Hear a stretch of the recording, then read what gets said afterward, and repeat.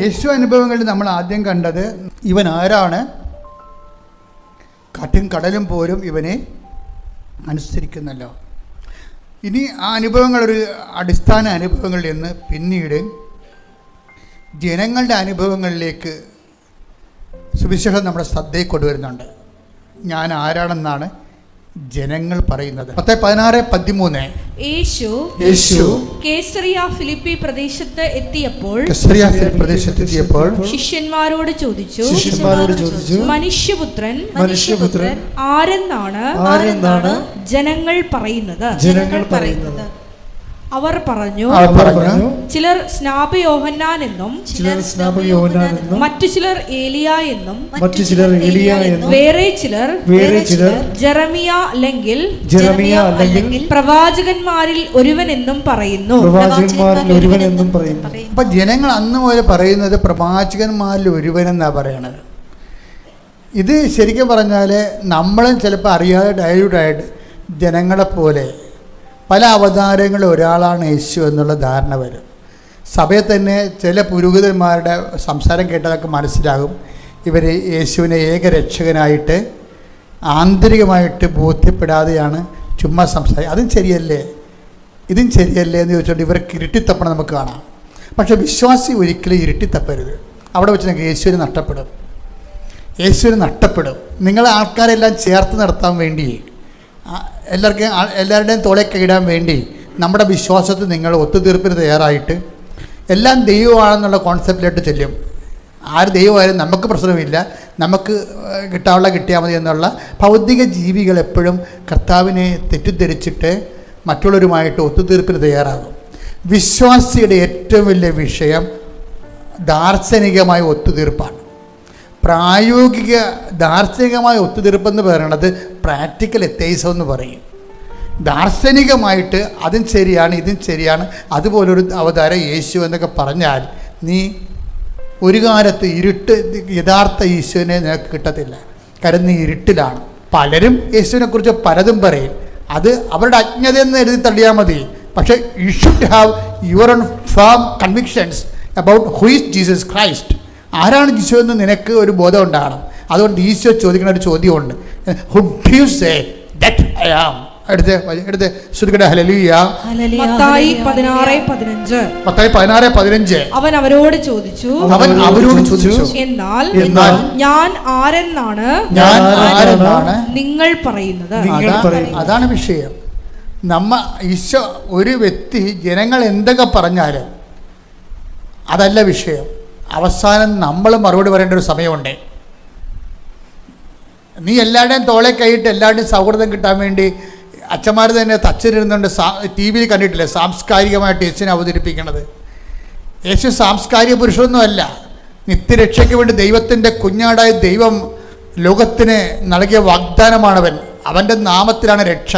അത് പറയാൻ കുറേ ആൾക്കാർക്ക് ബുദ്ധിമുട്ടുണ്ടാകും. അത് പറഞ്ഞു കഴിയുമ്പോൾ ഇവൻ ആത്മീയവാദിയായി പോവും, മറ്റുള്ളവരെ ചേർത്ത് നിർത്തണില്ല, അവഗണിച്ചെന്നൊക്കെ പറയും. അതുകൊണ്ട് മറ്റുള്ളവരോട് കോംപ്രമൈസ്. അതുകൊണ്ടാണ് ബൈബിൾ പറയണത് അവർ അവസാന കാലങ്ങളിലാകുമ്പോൾ കേൾവിക്കിമ്പമുള്ള പ്രഭാഷകന്മാരെ വിളിച്ചു കൂട്ടുവന്ന്. എന്നിട്ട് കേൾവിക്കിമ്പമുള്ള പ്രഭാഷകന്മാരെ വിളിച്ചു കൂട്ടുവന്ന്. കേൾവിക്കിമ്പമുള്ള പ്രഭാഷകന്മാരെ നിനക്ക് വിളിച്ചു കൂട്ടാം. പക്ഷേ നീ ക്രിസ്തുവിനെ ഒഴിവാക്കാൻ നോക്കിയാൽ അതൊക്കെ 10 മിനിറ്റ് മുമ്പ് ക്രിസ്തു നിന്നെ ഒഴിവാക്കിയിരിക്കും. കാര്യം എന്താണ്? നീ ക്രിസ്തുവിനുള്ളവനല്ല. ബൈബിള് മനുഷ്യനെ രണ്ടായിട്ട് തിരിക്കുന്നുണ്ട്, ക്രിസ്തുവിനുള്ളവനും ക്രിസ്തുവിന് ഇല്ലാത്തവനും. 2 തിമോത്തിയോസ് 4:3 ജനങ്ങൾ ഉത്തമമായ പ്രബോധനത്തിൽ സഹിഷ്ണുത കാണിക്കാത്ത കാലം വരുന്നു. കേൾവിക്ക് ഇമ്പമുള്ളവയിൽ ആവേശം കൊള്ളുകയാൽ അവർ തങ്ങളുടെ അഭിരുചിക്ക് ചേർന്ന പ്രബോധകരെ വിളിച്ചുകൂട്ടും. അതാ വിഷയം. പല വേദികളിൽ നമുക്ക് മനസ്സിലാകും. പല വേദികളിലും അവർ യേശുവിനെ ഏകരക്ഷകനായിട്ട് ഏറ്റുപറയുന്നതിന് കൈയും കാലം വിറക്കുന്ന ഒത്തിരി അഭിഷിക്തരെ ഞാൻ കണ്ടിട്ടുണ്ട്. എന്താ കാര്യം? അവിടെ കൂട്ടുകെട്ടുകളൊക്കെ മുമ്പിൽ എങ്ങനെ യേശുക്രിസ്തുവിനെ ഇങ്ങനെ ഏകരക്ഷകനായിട്ട് പറയുമ്പോൾ മറ്റുള്ളവരെ ഒഴിവാക്കണ പോലെ അവർക്ക് തോന്നിയാൽ അവർ നമ്മളെ ഒഴിവാക്കുമെന്ന് പറഞ്ഞത് ഇതുപോലെ പേടിത്തൊണ്ടന്മാർ they should not get ordained. എന്താ കാര്യം? ഈ ഓർഡൈൻ ചെയ്തിരിക്കുന്നതിൻ്റെ പിന്നിലെന്ന് പറയുന്നത് ക്രിസ്തുവിന് വേണ്ടി സാക്ഷ്യം വഹിക്കാനുള്ള ധൈര്യമാണ് ശരിക്കും. അതിന് പറ്റുന്നില്ല എന്നുണ്ടെങ്കിൽ എല്ലാവരുടെ തോളെ കൈയിട്ടിട്ട്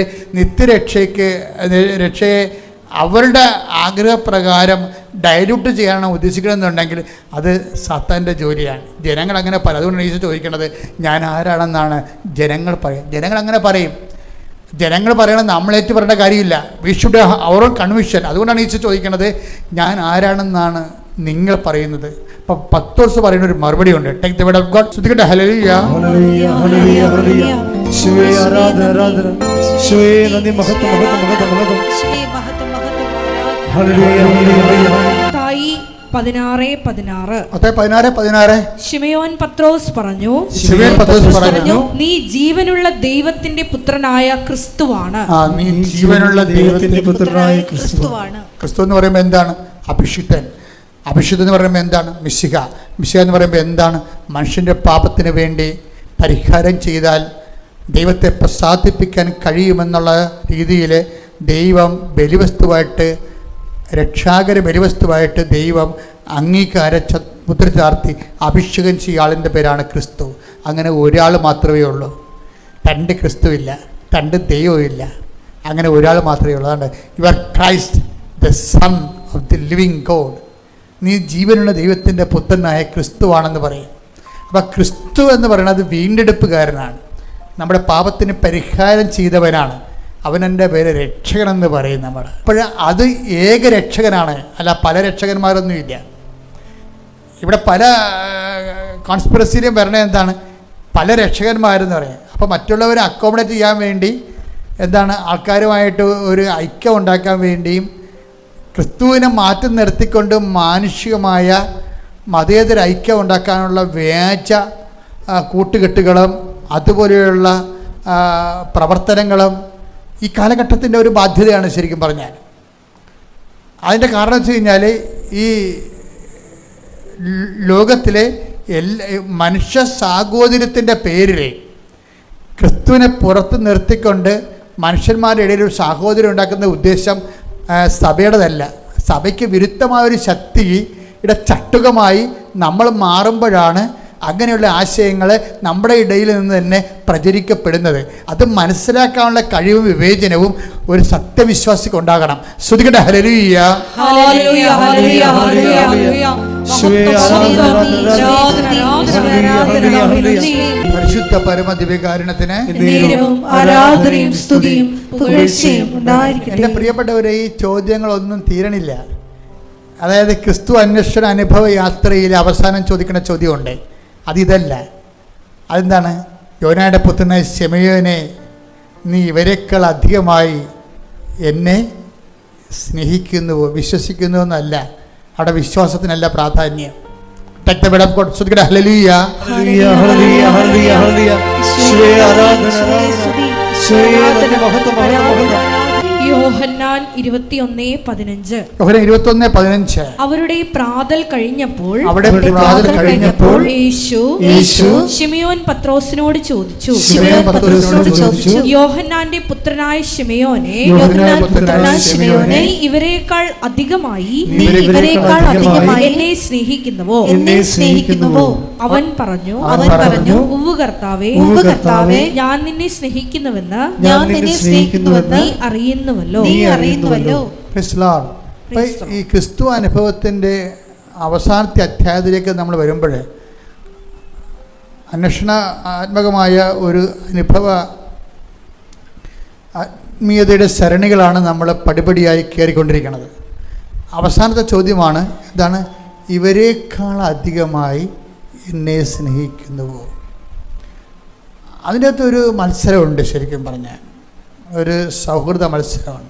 എന്നുവെച്ചാൽ നമ്മൾക്ക് കൃപയിൽ വളരാൻ വേണ്ടിയുള്ള ത്വര, നമുക്ക് കിട്ടിയിരിക്കുന്ന അവസരങ്ങളെല്ലാം ക്രിസ്തുവിനോടുള്ള സ്നേഹം വർദ്ധിപ്പിക്കാൻ വേണ്ടിയുള്ള അവസരമായി നമ്മൾ വിനിയോഗിക്കണം. അക്കാര്യത്തിൽ നിനക്കൊരു കോമ്പറ്റീഷൻ വന്നാൽ കുഴപ്പമില്ല. നിൻ്റെ ഭർത്താവാണോ, നീയാണോ, നിൻ്റെ അപ്പനാണോ, നിൻ്റെ മക്കളുടെ മുമ്പിൽ മക്കളാണോ അത് നീയാണോ, ആരാണ് ക്രിസ്തുവിനെ കൂടുതൽ സ്നേഹിക്കുന്നത്? അപ്പോൾ നമുക്ക് ലഭിക്കുന്ന എല്ലാ നഷ്ടങ്ങളും ക്രിസ്തു എന്ന ലാഭത്തിന് വേണ്ടി നമ്മൾ വ്യയം ചെയ്ത് കഴിയുമ്പോൾ നമ്മൾ ഈ കോമ്പറ്റീഷൻ്റെ മുമ്പിലാവും. സാക്ഷ്യത്തിലൂടെയാണ് അത് സാധിക്കുന്നത്. ഈ കോമ്പറ്റീഷൻ്റെ മുമ്പിലാകാൻ, അതായത് ക്രിസ്തുവിനെ നേടാൻ വേണ്ടി ഞാൻ സകലതും take the word of God കുപ്പയായി കരുതുന്നു. ശ്രുതികട്ടെ ഹല്ലേലൂയ. ഫിലിപ്പി 3:8 ഇവ മാത്രമല്ല എന്റെ കർത്താവായ യേശുക്രിസ്തുവിനെ പറ്റിയുള്ള ജ്ഞാനം കൂടുതൽ വിലയുള്ളതാകയാൽ സർവവും നഷ്ടമായി തന്നെ ഞാൻ പരിഗണിക്കുന്നു. അവനെ പ്രതി ഞാൻ സകലവും നഷ്ടപ്പെടുത്തുകയും ഉച്ഛിഷ്ടം പോലെ കരുതുകയുമാണ്. അപ്പൊ ജീവിതത്തിൽ എന്തെങ്കിലും ഒരു നഷ്ടം വന്നാൽ അത് ക്രിസ്തുവിൻ്റെ പ്രതി ആ അക്കൗണ്ടിലേക്ക് നമ്മൾ എന്താണ് ഈശോയുടെ നാമത്തിൽ അത് ഏറ്റെടുക്കണം. അപ്പോഴാണ് ഇവരെക്കാൾ അധികമായി നമ്മൾ ക്രിസ്തുവിനെ സ്നേഹിക്കുന്നു എന്നുള്ള ചോദ്യം അത് പത്രോസോട് മാത്രം ചോദിച്ചതല്ല, അത് ക്രിസ്തുവിനെ കൺഫ്രണ്ട് ചെയ്ത് എല്ലാവരും കൺഫ്രണ്ട് ചെയ്യേണ്ട ഒരു ഉത്തരമാണത്. എന്താണ്? നീ ഇവരെക്കാൾ എല്ലാം അധികമായി. ഇതിനകത്ത് വരുന്നൊരു നേട്ടം ഉണ്ടാക്കണം വെച്ച് കഴിഞ്ഞാൽ, ഇനി നമുക്ക് വരുന്ന കഷ്ടങ്ങളും നഷ്ടങ്ങളും യേശുക്രിസ്തുവിനെ പ്രതി നമ്മളത് വചനം ഒന്ന് വായിച്ച്, ക്രിസ്തുവിനെ പ്രതി ഫിലിപ്പി 3:8 ഇവ മാത്രമല്ല എന്റെ കർത്താവായ യേശുക്രിസ്തുവിനെ പറ്റിയുള്ള ജ്ഞാനം കൂടുതൽ വിലയുള്ളതാകയാൽ സർവവും നഷ്ടമായി തന്നെ ഞാൻ പരിഗണിക്കുന്നു. അവനെ പ്രതി ഞാൻ സകലവും നഷ്ടപ്പെടുത്തുകയും ഉച്ഛിഷ്ടം പോലെ കരുതുകയുമാണ്. ചില കഷ്ടനഷ്ടങ്ങൾ എന്നാലും നമുക്ക് സന്തോഷം ഉണ്ടാകണം. എന്താ കാര്യം? അത് നമ്മൾ കർത്താവിനെ നേടാൻ വേണ്ടി കാഴ്ചവെക്കണം. ഈശോയുടെ നാമത്തെ പ്രതി അങ്ങനെയാണ് നമ്മൾ ഇവരേക്കാൾ അധികമായി ഈ മുന്നേറ്റം, ആത്മീയ മുന്നേറ്റം, ക്രിസ്തു അനുഭവ ആത്മബന്ധ മുന്നേറ്റം നടത്തുന്നത് അങ്ങനെയാണ്. പിന്നെ നമ്മൾക്കുണ്ടാകുന്ന ചില രോഗങ്ങൾ, പീഡകളൊക്കെ, അതിൻ്റെ വേദനകൾ, അതുമെല്ലാം ക്രിസ്തുവിൻ്റെ നാമത്തിൽ ക്രിസ്തു ഇതെല്ലാം ഏറ്റെടുക്കുന്ന ഒരാളാണ്. അങ്ങനെയാണ് നമ്മൾ ഇവരേക്കാൾ അധികമായി വായിപ്പം. ഉദാഹരണത്തിന് നിങ്ങൾ കൊളോസ്യസ് 1:24 എടുത്ത്, കൊളോസ്യസ് 1:24 നിങ്ങളെ പ്രതിയുള്ള പീഡകളിൽ ഞാൻ സന്തോഷിക്കുന്നു. സഭയാകുന്ന തന്റെ ശരീരത്തെ പ്രതി ക്രിസ്തുവിന് സഹിക്കേണ്ടി വന്ന പീഡകളുടെ കുറവ് എന്റെ ശരീരത്തിൽ ഞാൻ നികത്തുന്നു. അപ്പൊ കഷ്ടങ്ങളും നഷ്ടങ്ങളും എന്തിനുള്ളതാണ്? ക്രിസ്തുവിനെ നേടാൻ വേണ്ടിയുള്ളതാണ്. ഇവരെക്കാൾ അധികം എന്ന് പറയുമ്പോൾ നമ്മൾ സ്നേഹിക്കുമ്പോൾ ഈ സ്നേഹിക്കുന്ന ചോദ്യത്തിന് ലഭ്യമായ നിലവിലുള്ള കഷ്ടനഷ്ടങ്ങളെ അതിൽ നമ്മൾ വേദനിക്കാതെയും പ്രത്യാശ കൈവിടാതെയും അത് ക്രിസ്തുവിൻ്റെ നാമത്തെ പ്രതി ദൈവസ്നേഹത്തോട് ഏറ്റെടുത്ത് കഴിയുമ്പോൾ നിനക്ക് കിട്ടാൻ പോകുന്നതിൻ്റെ പേര് അഭിഷേകമെന്നാണ്. എന്താ കാര്യം? ആ കഷ്ടവും നഷ്ടവും നിൻ്റെ അന്തരാത്മാവിനെ തൊടാതെ രീതിയിൽ നീ അഗ്നിയിലൂടെ നടക്കും, എന്നാൽ അഗ്നി നിന്നെ വിഴുങ്ങത്തില്ലെന്ന് പറയുന്ന ഒരു അഭിഷേക തലമുണ്ട്. ഒരു അഭിഷേക തലം. ഈ അഭിഷേക തലമെന്ന് പറയുന്നത് അനുഗ്രഹത്തിൻ്റെ അവസാനത്തെ രണ്ടാമത്തെ തലമാണ്. നമുക്കെല്ലാം ഉള്ളത് ഈ അനുഗ്രഹത്തിൻ്റെ തലമാണ്. അത് ഈ മിഠായിയും ബലൂണൊക്കെ മേടിക്കുന്ന പ്രായമില്ലേ, അതാണ് ഈ അനുഗ്രഹത്തിൻ്റെ തലമെന്ന് പറയുന്നത്. ആ രണ്ടാമത്തെ തലമെന്ന് പറയുന്നത് അഭിഷേക തലമാണ്. എന്നുവെച്ചാൽ ഈ കഷ്ടനഷ്ടങ്ങളെല്ലാം ക്രിസ്തുവിൻ്റെ പേരിൽ ഏറ്റെടുത്ത് കഴിയുമ്പോൾ കഷ്ടനഷ്ടങ്ങളുടെ ആഘാതങ്ങൾ ഏൽപ്പിക്കാതിരിക്കാൻ നീ അഗ്നിയിലൂടെ നടക്കും, അഗ്നി നിന്നെ വിഴുങ്ങത്തില്ലെന്ന് പറയുന്ന ഒരു അഭിഷേകത്തിൻ്റെ തലമുണ്ട്. അതാണ് രണ്ടാം തല. Take the word of God. Isaiah 43:2 ശ്രുതികട. ഐസയ 43:2 ഐസയ 43:2 സമുദ്രത്തിലൂടെ കടന്നു പോകുമ്പോൾ ഞാൻ നിന്നോട് കൂടെ ഉണ്ടായിരിക്കും. നദികൾ കടക്കുമ്പോൾ അത് നിന്നെ മുക്കിക്കളയുകയില്ല.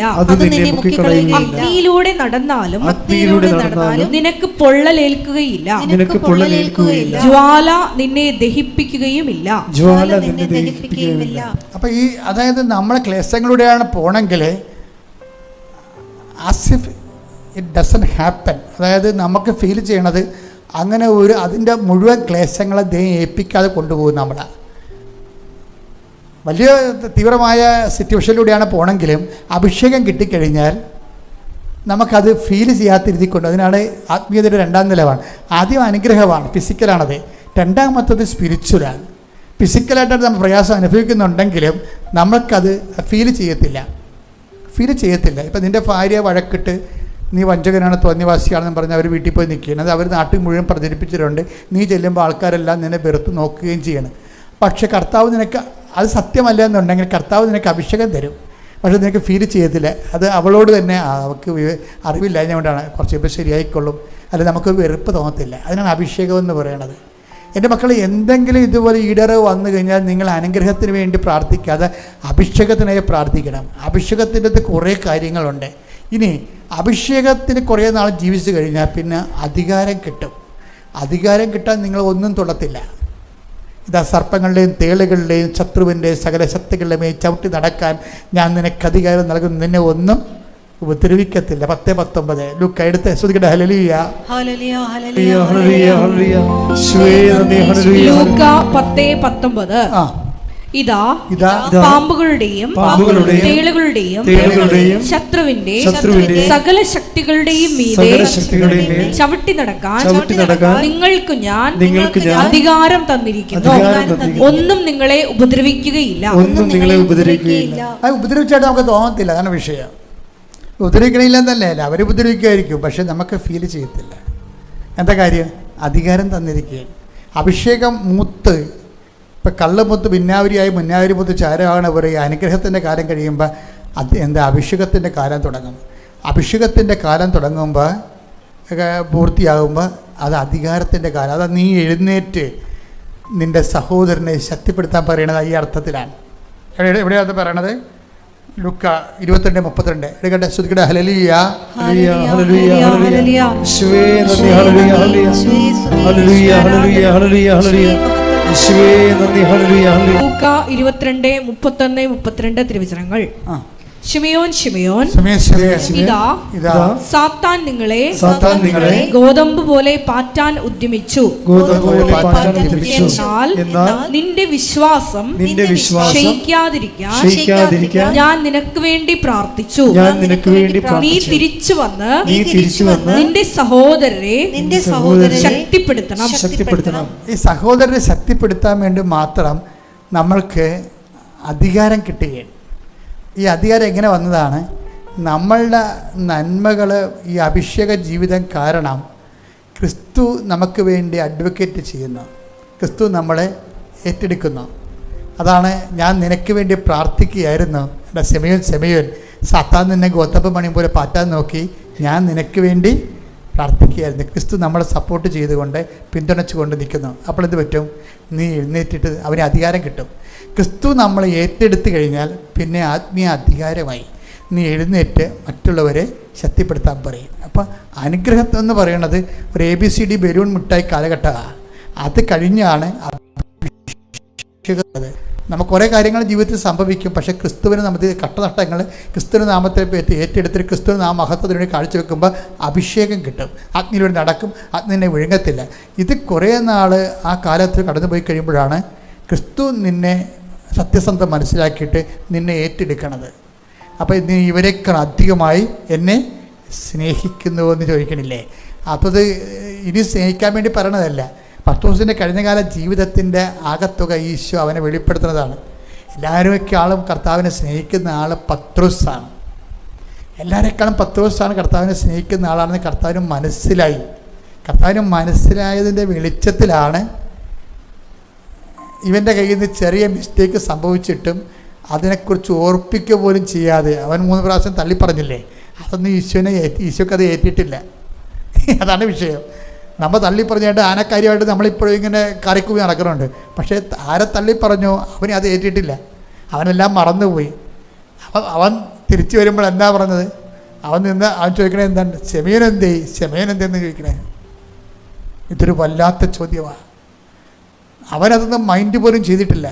പത്രോസിനെ എന്ത് സുന്ദരമായിട്ട് അണ്ടർസ്റ്റാൻഡ് ചെയ്ത് അവനെന്നെ വഴക്കിടുമോ? ഞാൻ തള്ളിപ്പറഞ്ഞതല്ലേ, എനിക്ക് ശിഷ്യത്വത്തിൻ്റെ യോഗ്യതയുണ്ടോ? അങ്ങനെ ഒന്നും ഈശ്വരനെ അലോസരപ്പെടുത്തുന്നില്ല. അവൻ തിബേരിയസ് തടാകത്തിൻ്റെ തീരത്ത് വരുമ്പോൾ അവനാ ഇരുട്ടത്ത് വന്ന് തിരക്കണ ആരെയാണെന്നറിയാവോ? ശിമയോനെന്തേ എന്ന് ചോദിക്കുക. എന്നിട്ട് ശിമയോന് വേണ്ടി അവൻ പൊരിച്ച മീനും കാത്തു വെച്ചുകൊണ്ടിരിക്കുന്ന കാഴ്ച ഭയങ്കരമാണ്. എല്ലാം തീറ്റിക്കഴിയുമ്പോൾ ചോദിക്കുന്നത്, ശിമയോൻ, ഇവരെക്കാളെല്ലാം അധികമായി നീ എന്നെ സ്നേഹിക്കുന്നവ. എന്നിട്ടാണ് പിന്നെ അധികാരം കൊടുക്കുന്നത്. ക്രിസ്തുവിലേക്കുള്ള വളർച്ച, നീ അഭിഷേക തലം കഴിഞ്ഞാൽ കർത്താവ് നിന്നെ ഐഡൻറ്റിഫൈ ചെയ്ത് നിന്നെ മനസ്സിലാക്കും. പിന്നെ നിൻ്റെ കയ്യിൽ നിന്ന് വന്ന മാനുഷികമായ ബുദ്ധിയും ബോധം ഇല്ലാത്ത രീതിയിലുള്ള പെരുമാറ്റങ്ങളൊന്നും കർത്താവിനെ ബാധിക്കത്ത് പോലും ഇല്ല.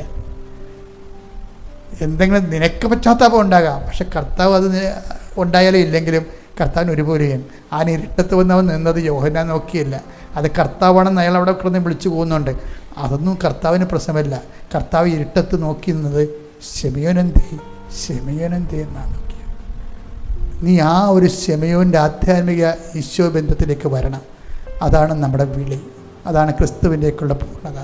അനുഗ്രഹത്തിൽ നിന്ന് അഭിഷേകത്തിൽ നിന്ന് അധികാരത്തിലേക്ക് കർത്താവ് നമ്മൾ അനുഗ്രഹിക്കട്ടെ. എൻ്റെ പേര് അനീറ്റ ഫിലിപ്പ്. ഞാൻ വരുന്നത് കാസർഗോഡ് ജില്ലയിലെ ചുള്ളിക്കര എന്ന് പറഞ്ഞ സ്ഥലത്ത് നിന്നാണ്. മനുഷ്യന് അസാധ്യമായത് ദൈവത്തിന് സാധ്യമാണ് എന്ന തിരുവചനത്തിന് ഉത്തമ ഉദാഹരണമാണ് ഞാനും എൻ്റെ കുടുംബവും. ഞാൻ ആദ്യമായി മാതാവിനെക്കുറിച്ച് അറിയുന്നത് 2019 നവംബർ മാസം അവസാനമാണ്. അന്നു മുതൽ ഞാനും മാതാവും തമ്മിലൊരു ബന്ധമുണ്ട്. എന്നാൽ 2022 നവംബർ മാസം അവസാനം ഞാനും എൻ്റെ ഹസ്ബൻഡും വർക്ക് ചെയ്യുന്നത് ഇറ്റലിയിലാണ്. ഞങ്ങൾക്ക് 2 ഇരട്ട കുഞ്ഞുങ്ങളുണ്ട്. മൂത്തയാൾ ഇവാന, രണ്ടാമത്തെ ആൾ ഇസബല്ല. അവർ എൻ്റെ വീട്ടിലാണ് നിന്നുകൊണ്ടുണ്ടായിരുന്നത്. 2022 നവംബർ അവസാനം ഹസ്ബൻഡിൻ്റെ അമ്മച്ചി പെട്ടെന്ന് മരിച്ചതുകൊണ്ട് ഞങ്ങൾക്ക് എമർജൻസി ആയിട്ട് 10 ദിവസത്തെ ലീവിനായിട്ട് നാട്ടിൽ വരേണ്ടതായിട്ട് വന്നു. ആ സമയത്ത് എന്നെ കെട്ടിച്ചു വിട്ടത് കണ്ണൂർ ജില്ലയിലെ പയ്യാവൂർ എന്ന് പറഞ്ഞ സ്ഥലത്തോട്ടാണ്. ആ സമയത്ത് ഞങ്ങൾ വന്നപ്പോൾ എൻ്റെ കുഞ്ഞുങ്ങളും പയ്യാവൂർക്ക് വന്നു. 10 ദിവസത്തെ അവധി കഴിഞ്ഞ് പോകുന്നതിന് 3 ദിവസം മുമ്പ് ഞങ്ങൾ എൻ്റെ കുഞ്ഞിനെ പയ്യാവൂരിൽ നിന്ന് ചുള്ളിക്കരയിലോട്ട് കൊണ്ടുപോയാക്കുകയാണ്. അപ്പോൾ ഞങ്ങൾ ചുള്ളിക്കരയിലെത്തി. ഞങ്ങൾ ഡ്രസ്സ് മാറി പിള്ളേരുമായിട്ട് കുറച്ച് സമയം മുറ്റത്തൊക്കെ കളിച്ച് ഞാനും എൻ്റെ ഹസ്ബൻഡും വീടിൻ്റെ അകത്തോട്ട് പോയി.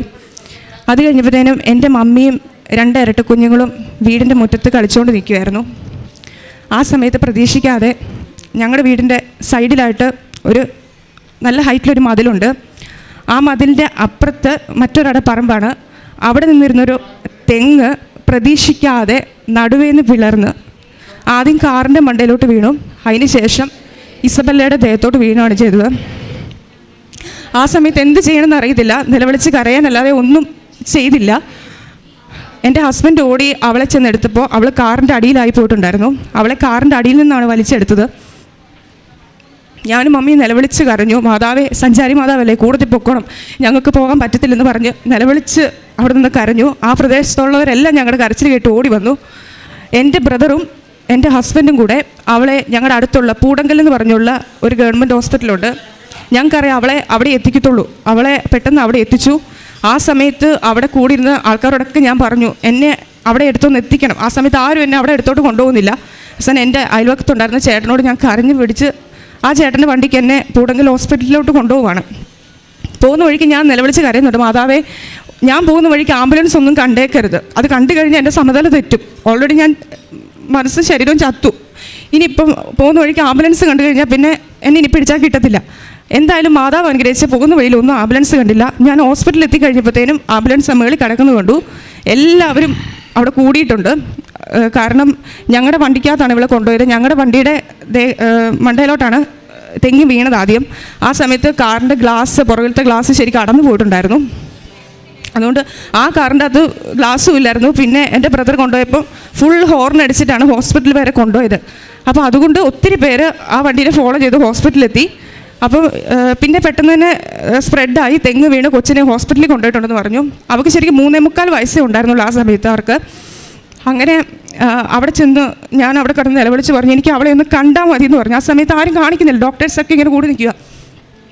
അങ്ങനെ ഞാൻ എൻ്റെ നിലവിളി കേട്ടിട്ട് ഡോക്ടേഴ്സ് പറഞ്ഞു, ജസ്റ്റ് കാണിക്കാം, നീ മിണ്ടരുത്, നീ മിണ്ടിക്കഴിഞ്ഞാൽ ഞങ്ങൾക്ക് അവൾക്ക് അന്നേരത്തിന് അവൾക്ക് സ്വന്തമായിട്ട് ശ്വാസം എടുക്കാനുള്ളതൊക്കെ അവൾക്ക് നഷ്ടപ്പെട്ടു തുടങ്ങി, നീ മിണ്ടരുതെന്ന് പറഞ്ഞു. പക്ഷെ ഞാൻ എൻ്റെ കൊച്ചിനെ നോക്കിയപ്പോഴത്തേനും ഞാൻ നിലവിളിച്ച് കരഞ്ഞു. ആ സമയത്ത് അവളൊന്ന് കാലിട്ടൊന്ന് പിടച്ച് കഴിഞ്ഞപ്പോഴത്തേനും പിന്നെ ഡോക്ടേഴ്സ് എന്നെ അവിടെ നിന്ന് മാറ്റുകയാണ് ചെയ്തത്. അന്നേരം അവരെന്നോട് പറഞ്ഞു പേടിക്കാനൊന്നുമില്ല, ചെറുതായിട്ടൊരു പോറിൽ തലയ്ക്ക് പറ്റിയിട്ടുണ്ട്, അതുകൊണ്ട് നമുക്ക് ഇവിടെ അതിനുള്ള ഫെസിലിറ്റീസ് ഒന്നുമില്ല, നമുക്കൊരു കാര്യം ചെയ്യാം, നമുക്ക് കണ്ണൂർക്ക് മാറ്റാമെന്ന് പറഞ്ഞു. അപ്പോൾ എനിക്ക് തോന്നി കൊച്ചു പോയെന്ന് തോന്നുന്നത്. കാരണം അല്ലെങ്കിൽ പിന്നെ കണ്ണൂർക്ക് മാറ്റുന്ന അടുത്ത പരിയാരം എന്ന് പറഞ്ഞൊരു ഹോസ്പിറ്റലൊക്കെ ഉണ്ടല്ലോ, അങ്ങോട്ട് മാറ്റുന്നില്ലോ എന്ന് വിചാരിച്ചു. അങ്ങനെ എൻ്റെ ഹസ്ബൻഡും അവിടുത്തെ ഒരു സ്റ്റാഫ് നഴ്സും കൂടെ ആംബുലൻസിന് പോവുക. അന്നേരം എൻ്റെ വീട്ടുകാരും എന്നെ കൂട്ടത്തിൽ കൊണ്ടുപോകുന്നില്ല. അപ്പോൾ ഞാൻ പറഞ്ഞു ഞാൻ നിൽക്കത്തില്ല, എനിക്ക് അവിടെ കൂടത്തിൽ പോകണമെന്ന് പറഞ്ഞു. അങ്ങനെ എൻ്റെ കസിൻ ചേട്ടൻ്റെ കാറിന് ഞാനും എൻ്റെ ബ്രദറും കൂടെ, പിന്നെ എൻ്റെ കസിൻ ചേച്ചി കൂടുതലുണ്ടായിരുന്നു.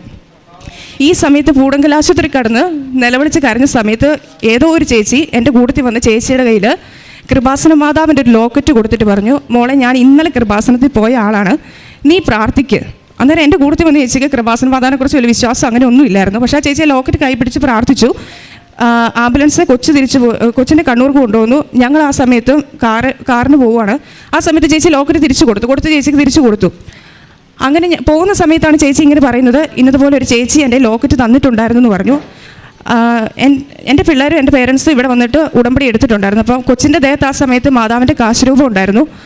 ഞാൻ മാതാവിനോട് എൻ്റെ കഴുത്തെ കടന്ന് കാശുരൂപം പിടിച്ച് പ്രാർത്ഥിച്ചു പറഞ്ഞു, മാതാവേ എനിക്ക് ഇസബെല്ലാനെ തിരിച്ചു തന്നില്ലെങ്കിൽ ഞാനും മാതാവും തമ്മിൽ ഇനി ഒരു ബന്ധം ഉണ്ടാകത്തില്ല, ഞാൻ ഇനി പ്രാർത്ഥിക്കത്തില്ല എന്ന് അങ്ങനെ പറഞ്ഞ് ഞാൻ കരഞ്ഞ് പ്രാർത്ഥിച്ചു. അങ്ങനെ എല്ലാവരും പറഞ്ഞു പരിയാരത്ത് കയറ്റേണ്ട കാര്യമില്ല, പെട്ടെന്ന് തന്നെ കണ്ണൂർക്ക് വിടാൻ പറഞ്ഞു. അങ്ങനെ കണ്ണൂർ എത്തുന്നതിന് മുമ്പ് തന്നെ സ്റ്റാഫ് നഴ്സ് പറഞ്ഞു അവൾ എന്തായാലും കണ്ണൂർ എത്തത്തില്ല. ആദ്യം അവൾക്ക് പുറമെ ഒരു പൊട്ടലോ പോറലോ ഒന്നും കണ്ടില്ല, ഒരു ബ്ലഡ് വരുമോ അങ്ങനെയും ചെയ്തില്ല. പക്ഷേ പരിയാരം എത്തുന്നതിന് മുമ്പ് തന്നെ ഫുള്ള് ബ്ലീഡിങ് വരാൻ തുടങ്ങി, വായിക്കൂടെയും മൂക്കിക്കൂടെ എല്ലാം ബ്ലഡ് വന്നു തുടങ്ങി. ആ സമയത്ത് കൂട്ടത്തിലുണ്ടായിരുന്ന ചേട്ടൻ, സത്യം പറഞ്ഞാൽ ചേട്ടൻ്റെ മുണ്ട് കീറിയിട്ടാണ് ബ്ലഡ് മൊത്തം തൂത്ത് തുടച്ചത്.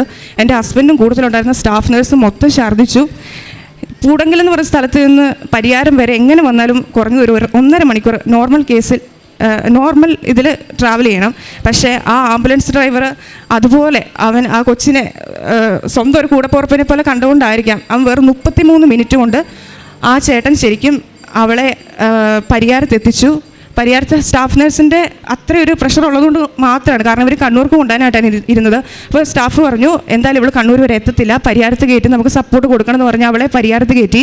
അവരവിടുന്ന് സപ്പോർട്ടൊക്കെ കൊടുത്ത് പെട്ടെന്ന് തന്നെ അവളെ കണ്ണൂർ ആസ്റ്റർ മിംസ് ഹോസ്പിറ്റലിൽ എത്തിച്ചു. അവിടെ എത്തിച്ചപ്പോഴത്തേന് അവിടെ എല്ലാ സജ്ജീകരണങ്ങളും നടത്തിയിട്ടുണ്ടായിരുന്നു.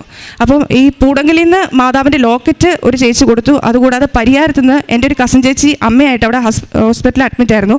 ആ സമയത്ത് ആ ചേച്ചി ഇവിടെ വന്ന് ഉടമ്പടി എടുത്തതായിരുന്നു. ആ ചേച്ചിയുടെ നേർച്ച വസ്തുക്കളുണ്ടായിരുന്നു. ആംബുലൻസിലും ഇസബല്ലയുടെ ദേഹത്തോടും ആ ചേച്ചി ഉപ്പ് വെതറിയാണ് വിട്ടത്, വിശ്വാസപ്രമാണം ചൊല്ലി ഉപ്പ് വെതറി വിട്ടു. അപ്പോൾ മാതാവിൻ്റെ സംരക്ഷണം തുടക്കം മുതൽ ഇസബല്ലയുടെ കൂടത്തിൽ തന്നെ ഉണ്ടായിരുന്നു. അങ്ങനെ അവൾ കണ്ണൂർ ഹോസ്പിറ്റലിലെത്തി. എമർജൻസി പെട്ടെന്ന് തന്നെ അവിടെ തലയോട്ടിക്കും തലച്ചോറിനും ഇടയ്ക്ക് ബ്ലഡ് മൊത്തം ക്ലോട്ടായി. അങ്ങനെ എമർജൻസി ക്ലോട്ടായി ബ്ലഡ് അവർ ഓപ്പറേഷൻ ചെയ്തെടുത്തു. അങ്ങനെ ഈ ഒരു സൈഡിലെ ബോൺ എടുത്ത് അവർ പുറത്ത് വെച്ചിട്ടാണ് അവർ ഓപ്പറേഷൻ നടത്തിയത്.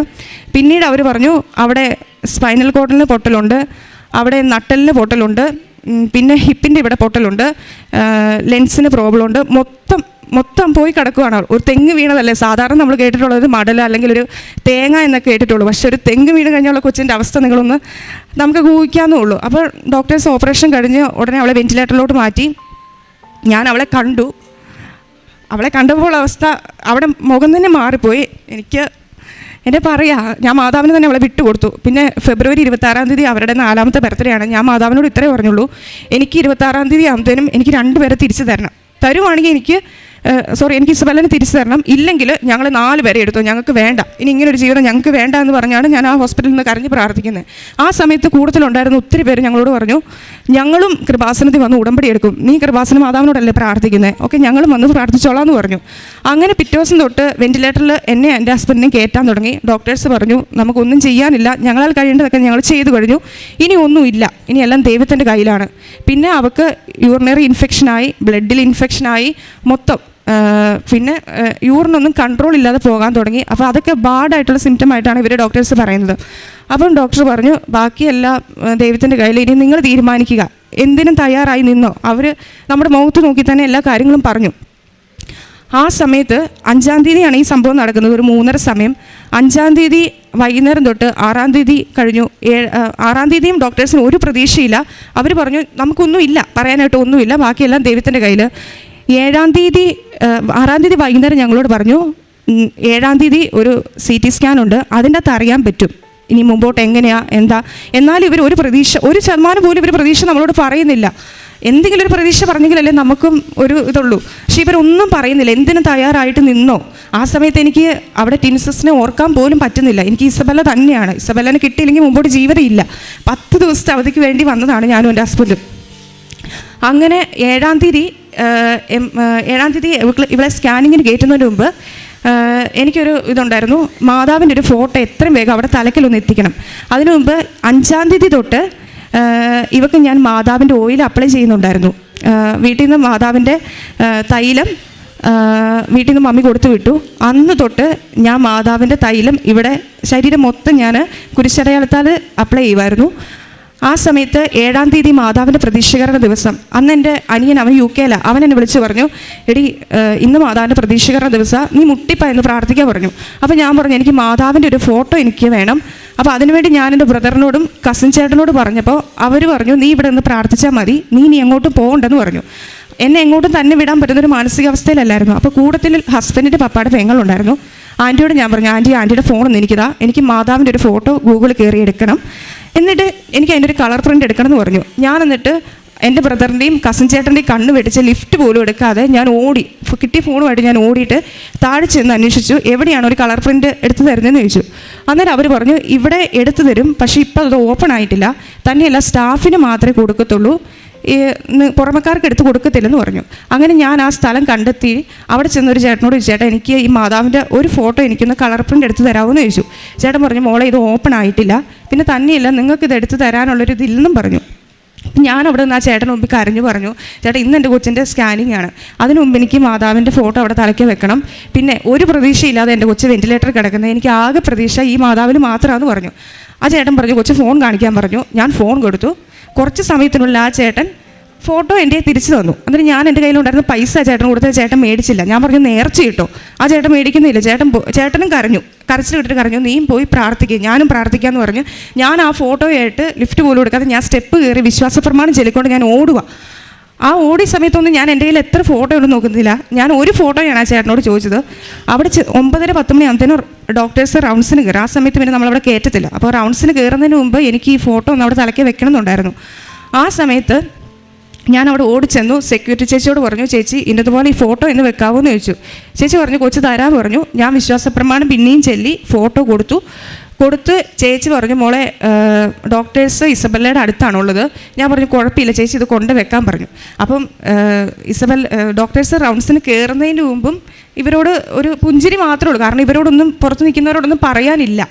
ആ ഒരു അവസ്ഥയിലാണ് ഡോക്ടേഴ്സ് അകത്ത് കയറിയത്.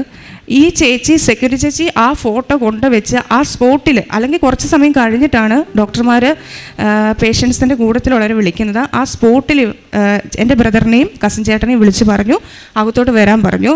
എന്ത് മിറാക്കിളാണ് സംഭവിച്ചതെന്ന് അറിയത്തില്ല. അവിടെ യൂറിൻ കൺട്രോളായി, അവൾ മരുന്നിനോടൊന്നും റെസ്പോണ്ട് ചെയ്യുന്നില്ലായിരുന്നു. ആ സ്പോട്ടിൽ അവൾ മരുന്നിനോട് റെസ്പോണ്ട് ചെയ്യാൻ തുടങ്ങി. പിന്നെ തലയിലെ നീര്, അതൊരു മരുന്ന് വെച്ച് അവർക്ക് ഒരു പരിധി വരെ അവർക്ക് കൺട്രോൾ ചെയ്യാൻ പറ്റത്തുണ്ടായിരുന്നുള്ളൂ. പക്ഷേ അത് നമുക്ക് പേടിക്കത്തക്ക രീതിയിലുള്ള രീതിയിൽ ആ നീരായിട്ടില്ല. അതൊക്കെ ഒരു സ്റ്റേബിളായിട്ട് തന്നെ നിൽക്കുവാന്ന് പറഞ്ഞു. അന്നേരം ആ സ്പോട്ടിലാണ്, അതുവരെ അതിൻ്റെ തൊട്ട് നിമിഷം വരെ ഡോക്ടേഴ്സിനും ഒരു പ്രതീക്ഷയില്ല, അവിടുത്തെ സ്റ്റാഫിനും പ്രതീക്ഷയില്ല, കൂടുതലുണ്ടായിരുന്നവർക്ക് ഒരു ഇല്ലാതിരുന്നതാണ്. അപ്പം അന്ന് ആ സമയം തൊട്ട് ഡോക്ടേഴ്സ് പറഞ്ഞു നമുക്കൊരു ഹോപ്പുണ്ട്, നിങ്ങൾ ആരോടാണോ പ്രാർത്ഥിച്ചത് പ്രാർത്ഥിച്ചോ, മുറുക്കെ പിടിച്ചോളാൻ പറഞ്ഞു. അങ്ങനെ ആ നിമിഷം തൊട്ട് ഞാനൊരു ബുക്ക് മേടിച്ച് വചനം എഴുതാൻ തുടങ്ങി. കാരണം എനിക്ക് മനസ്സിലായി മനുഷ്യന്മാരെയും കൊണ്ടൊന്നും ചെയ്യാൻ പറ്റത്തില്ല, ഇത് ദൈവത്തിന് മാത്രമേ പറ്റത്തുള്ളൂ.